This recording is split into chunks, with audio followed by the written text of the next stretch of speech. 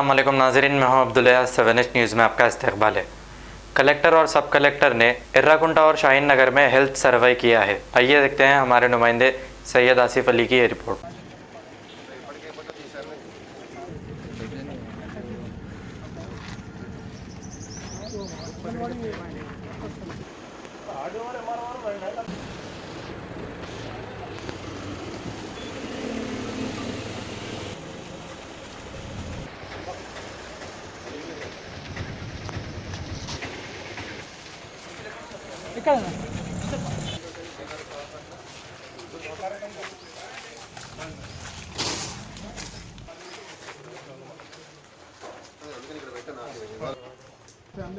अलग अलग पोर्शन है नहीं, एक ही नहीं, अलग अलग पोर्शन, अलग अलग सबका अलग 7 कमरे के। 7 फैमिली। जी हाँ।